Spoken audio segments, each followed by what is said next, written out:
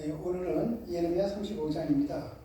아브라함의 후손이 아니었음에도 유다 평원에서 반유목민 생활을 하며 신실한 믿음을 소유했던 레갑 족속을 예로 들어서 유다 백성의 패역과 불순종을 대조해서 보여주고 있습니다. 유다 여호와김 왕 때 하나님께서 예레미야에게 유다 평원에서 유목 생활을 하는 레갑 족속에게 가서 그들에게 포도주를 마시게 하라고 명령하셨습니다.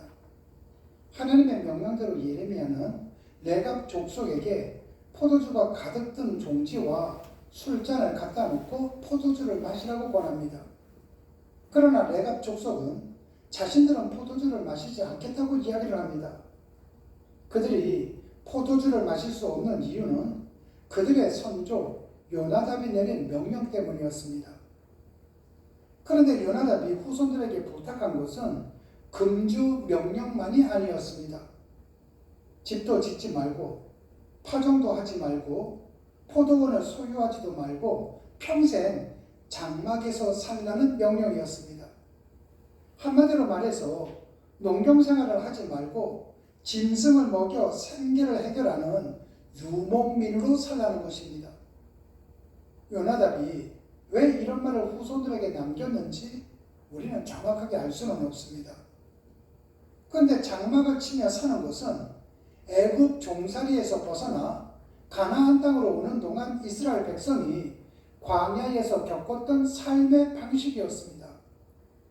요나답의 아버지 레갑이 여호와 신앙을 충실하게 지키는 사람이었던 것을 생각해 본다면 평생 농사 짓지 말고 천막에서 살라는 말은 전적으로 여호와 하나님을 의지하고 살겠다는 신앙적인 결단에서 비롯되었다고 우리는 생각할 수 있습니다.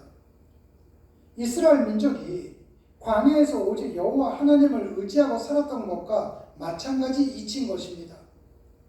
레갑 족속은 선조의 명령대로 준행하며 살았습니다.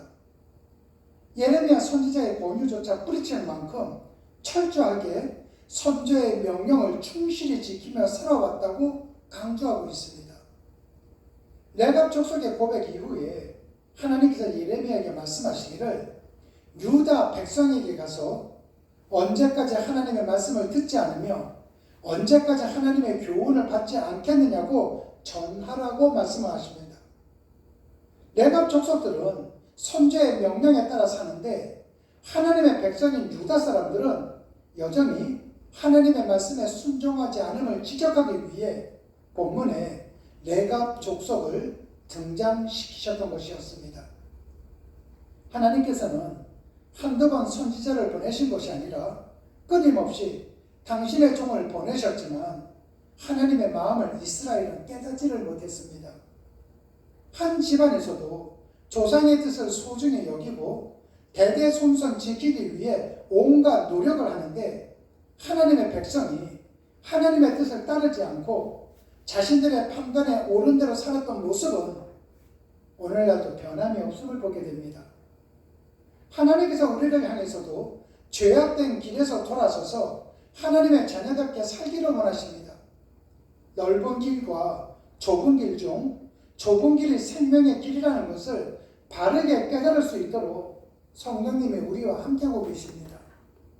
그러므로 오늘도 성령 하나님을 통해 우리에게 말씀하시는 하나님의 마음을 알기 위해 우리의 탐욕으로 가득 채웠던 우리의 심령을 비워드리기를 원합니다. 내 속이 비어 있을 때 성령님으로 가득 채워지기 때문입니다. 이처럼 내 것을 비우고 성령으로 채우며 살아가는 여러분들이 되시기를 주님의 이름으로 축원합니다. 기도하시겠습니다.